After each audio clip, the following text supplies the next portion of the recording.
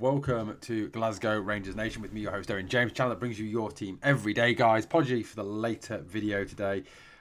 Bit of a family crisis last night, led to obviously no video getting made last night. So anyway, let's talk a little bit of Marco Rose, the former RB Leipzig manager, a man who has been linked with a move to Rangers. We're going to talk all about that. Look, I want to put one thing out there before I start talking about Marco Rose, the manager. I want to say, look, Barry Ferguson is doing a great job. He's doing a very good job as Rangers manager, as Rangers interim manager. And I would not be upset. I would not be against him getting the job. Okay? I've got no issues with that, right? Before anyone starts, you're a Barry hater. I'm not. Okay? I love Barry Ferguson a bit. I have, however, big worries and reservations about him being the manager. There are three reservations I have about him being the manager. Reservation number one is that last night, the first half was awful. And there's been a couple of first halves like that have been awful. And the way we've got round it is, yes, by making changes, which is good management, don't get me wrong, but the hairdryer treatment, running players through, yelling at them, shouting at them, boring them out, that will only work for a short period of time. If you are doing that every single game, you will lose the dressing room. They will turn off. They will stop listening to you. Okay? Giving people the hairdryer treatment no longer works. Yes, it used to work for Sir Alex and Brian Clough, but that was back in a different era of footballers. This is a new era where the footballer has the power and the manager has none. So that is my first worry. My second worry is that he is the interim manager, not the permanent manager. There is a huge difference between being a permanent manager of a football club and being an interim manager of a football club. When you are a permanent manager, the pressure is up tenfold. Everything is on you. The moment you start losing games, the crowd turn, the pressure raises. Can you deal with that pressure? Can you handle that pressure? Okay, it is a massive, massive difference between being a permanent manager and an interim manager. And also, by being an interim manager, you get the new manager bounce. It works, and then suddenly it goes as soon as you get that permanent job. As obviously we saw with Philippe Clement, where he initially came in. Yes, he was an interim, but he gets the initial bounce. The players get used to him. They find out more about him, and they lose that new manager bounce. And third and final reason is his past history in management is not good. So that's my three reasons. Look, and like I said, I'm not totally against him getting the job. If he gets the job, great, lovely, brilliant, okay. Right, I want to put something else out there. I am not a Rangers fan who believes staunchly in it has to be a Rangers man. I'll be honest with you, that annoys me because, we're all against this positive discrimination, aren't we? People should get the job because they are the best person for the job, not just because they are a particular colour, race, religion, creed, set gender. They used to play for a particular team. They support a particular team. That is not the reason to give someone a job. You give someone a job because they are the best person for the job. Now, Barry might go on to prove that he is the best person for the job by winning all his remaining SPL fixtures, getting us through to semi-finals of the Europa League. And then who knows? That may be what he does. And fair play to him. Well done if he does. Fantastic if he does. Right? But the fact you are a Rangers man does not mean that you are the best person for the job. Right? Graham Souness was a Liverpool man. Steven Gerrard was a Liverpool man. He won the league, so before anyone slags him off, he did actually win the league. Big Eck was not a Rangers man. Walter Smith, yes, was a Rangers man. Dick Advocat was not a Rangers man. So, this story that you have to have a Rangers man if you're going to win the league is not true. Right, let's move on to Marco Rose. Now, Marco Rose today was sacked by RB Leipzig. And I know what you're going to say. Oh, he's been sacked. Why would he want a manager who's been sacked by a football club? Surely he's shit and he's no good at his job if he's been sacked. Well, there's a whole story behind the sacking of Marco Rose the headline itself doesn't tell the whole story, shall we say. Okay, so it was confirmed earlier by Fabrizio Romano. Breaking, Marco Rose has just been sacked by RB Leipzig with immediate effect. Leipzig are 6th in the Bundesliga table, which is hardly a disaster. They are still only, I think, 3 points off the Champions League places. They are in the German Cup semi-final. Yes, they were awful in the Champions League. Okay, that was the one glitch on it. Being 6th, 3 points off a Champions League place in a cup semi-final is hardly awful, is it? Also, it was already announced that he would be leaving at the end of the season. Now, we see often, don't we, when managers, not always, but we do see with managers, when they announce that they are leaving, or the club announces they will not have their contracts renewed at the end of the season, players kind of get down tools and give up a little bit, don't they? Because they know that manager's not going to be there next season. They know that he's got no hold over them. You know, he can't go, well, I'm going to sell you if you're not going to play for me. You know, they're not going to respond as well to him. So that had already been announced that he would be going at the end of the season. So that obviously gives you a bit of a reason why I think there was a fall off in RB Leipzig's form. I think that was a mistake by RB Leipzig. I certainly wouldn't be coming out and you know, announcing to the world that that you're getting rid of your manager at the end of the season, and then wonder why you get a fall off in the caliber of play and a little bit of a fall off in results. However, he was still doing very, very good.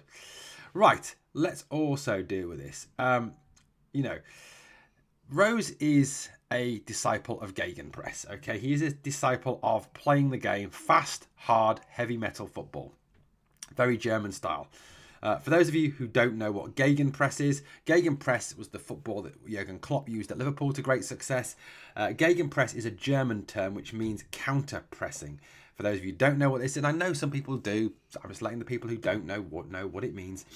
Is a football tactic where a team aggressively presses the opponent immediately after losing possession, aiming to win the ball back up quickly and create scoring opportunities through quick, fast transitions. Fast, hard, attacking football. That was the mark of a Jurgen Klopp Liverpool team.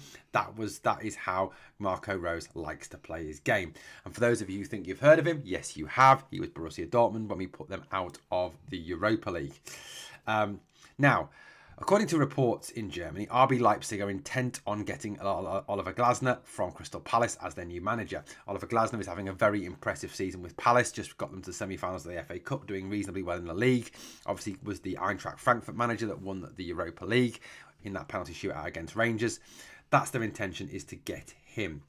Now, it wasn't just Marco Rose that got rid of from his job as the manager of RB Leipzig. It was his entire coaching staff that also went as well. Now, he has been heavily linked with a move to Rangers. There are stories emanating from media across Europe and in the United States that he is the preferred candidate of the 49ers enterprises to be the new manager. He fits the type of manager they go for. He's a Farke-esque. Daniel Farke is the manager of Leeds. Klopp-esque manager. David Wagner-esque. He's another one. You know, very much in that mould. The gegenpress, full on, full pelt, go for it, attack, press, heavy metal football. That's what he likes to play. Now, in terms of his past career, he started his career as an assistant at Mainz. He was then at Lokomotiv Leipzig. That's not anything to do with RB. He was then at Red Bull Salzburg, part of the Red Bull group initially. Was the under-18 manager there, under-16 manager there, then became the full Red Bull manager, winning the league there on a number of occasions. You could say as well that the Austrian Premier League is similar to the Scottish Premier League in terms of, you know, winning it and the ease of winning it. Although there are, I think, a few more better teams, shall we say, in Austria than there are in Scotland. So, look, you've got to kind of, I suppose, put that one there. So, you know, his managerial career has taken him through the Red Bull Group. He's had a lot to do with the Red Bull Group. And in recent times, as obviously working for the Red Bull Group, has worked closely with none other than, yes, that's right, Jurgen Klopp. He was obviously Salzburg manager in 2017-2019. He then went on to become a Borussia Mönchengladbach manager in Germany. From there, he then became Borussia Dortmund manager because of his success at Mönchengladbach. From Mönchengladbach, he then went to RB Leipzig, who are obviously now considered a big team in Germany. So he's had, you know, a decent managerial career to this point. And look, I'm reading all over social media saying, no, we don't want him. And I'll be honest with you, you don't get a good reason for them not wanting him. The sole reason is he's not a Rangers man or he's not Barry Ferguson. That's not a good enough reason, guys. That's not a good enough reason. His time at Red Bull, he had a 71% win percentage, which is sort of a level around about what our managers get, okay? 71% in the Austrian Super League, in the Austrian Bundesliga. Pretty good. With Borussia Mönchengladbach, he had a 47% win ratio. Okay, not great, but then he went to Germany, to Dortmund, where he had a 65% win ratio. And then at Leipzig, a 57% win ratio. Before anybody comes back with, well, no, we need a manager with an 80, 90, 100% manager, 100 or 80, 90 or 100% win record. Well, I'm telling you this, you ain't getting Carlo Ancelotti and you ain't getting Pep Guardiola. Okay? You know, they're the only managers who play in the serious leagues who have that sort of win percentage. Okay? Even the likes of Jurgen Klopp doesn't have a 70, 80% win percentage. Okay? 67, 65%, 57% in the German Bundesliga, which is, outside of Bayern Munich, a competitive league. Bayer Leverkusen, good side. Dortmund, good side. Leipzig, good side. Mönchengladbach, Stuttgart, Eintracht Frankfurt, all very good sides. There is a high level of competition in that league, so those win percentages are good win percentages from Marco Rose. Look, I get the whole worry about the foreign manager thing because of the Paul Le Guen, the Pedro Caixinha, the Philippe Clement thing. I understand that, but for that, I'll give you Gio. Now, Gio, obviously, yes, at the end didn't do particularly well. I don't think that's all his fault. I think a lot of that was down to the board and the appalling backing that he got, the lack of backing that he got from the board.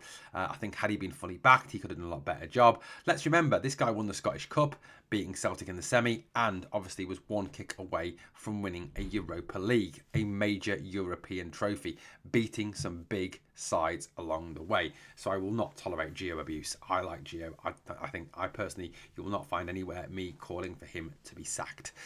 So look, in terms of his win percentages, pretty good. Football style, pretty good. Ticks a fair few boxes. Does seem to be a preferred candidate of the 49ers. Guys, I'd love to know your thoughts on this.